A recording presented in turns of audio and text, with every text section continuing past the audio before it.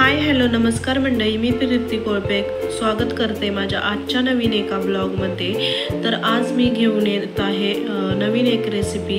तर आज मी गोड पदार्थ बनवणार आहे। तर मार्गशीर्ष महिना चालू आहे आणि दर गुरुवारी नैवेद्यासाठी काय बनवायचे हा खरं तर प्रश्न पडतो, त्यामुळे मी घेऊन येत आहे नवीन एक रेसिपी। तर त्यासाठी मी आज बनवणार आहे मुगाचा हलवा। तर त्यासाठी व्हिडिओ शेवटपर्यंत नक्कीच बघा, लाईक शेअर आणि कमेंट करायला विसरू नका। चॅनलला सबस्क्राइब केले नसेल तर लवकरात लवकर जाऊन चॅनलला सबस्क्राइब करा। चॅनलला असेच सपोर्ट करत राहा, जास्तीत जास्त प्रेम द्या। चला तर मग आता व्हिडिओ कंटिन्यू करूयात आणि त्यासाठी लागणारं साहित्य बघूयात।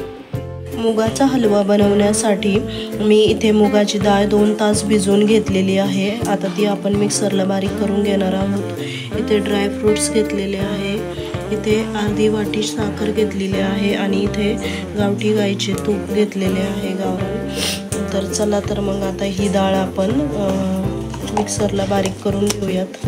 बघू शकता तुम्ही इथे मी डाळ मिक्सरला व्यवस्थित अशी बारीक करून घेतलेली आहे आणि इकडे एक पॅनही तापत ठेवलेला आहे गॅसवर। आता यामध्ये आपण तूप टाकून घेणार आहोत। आता यामध्ये आपण तूप टाकून घेऊयात। तुपाचं प्रमाण थोडंसं जास्तच ठेवायचं आहे, त्यामुळे मी 2 चमचे तूप टाकून घेते। त्यानंतर जे ड्राय फ्रूट्स घेतलेले आहेत ते टाकून घेऊयात।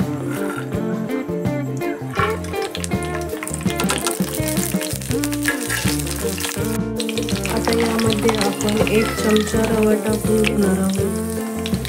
व्यवस्थित आपल्याला परतून घ्यायचं आहे आणि 1 चमचा बेसनही टाकून घेणार आहोत, तेही व्यवस्थित परतून घेऊयात।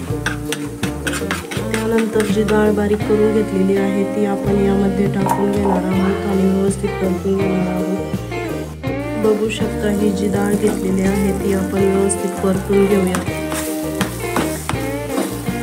आता हे आपलं व्यवस्थित परतून झालेलं आहे। आता आपण साखर टाकून घेऊयात।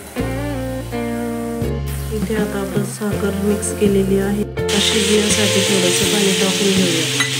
बघू शकता तुम्ही इथे आपला मुगाचा हलवा तयार आहे। आता आपण प्लेटिंग करून घेऊयात। हे कशी वाटली मुगाच्या हलव्याची रेसिपी हे कमेंट करून नक्कीच कळवा। लाईक शेअर आणि कमेंट करायला विसरू नका। चला तर मग आजचा व्हिडिओ येथेच एंड करते। भेटूया नेक्स्ट ब्लॉगमध्ये नवीन एका व्हिडिओ सोबत। तोपर्यंत व्हिडिओ पाहिल्याबद्दल सर्वांचे मनापासून आभार, धन्यवाद, बाय बाय। भेटूया नेक्स्ट ब्लॉगमध्ये।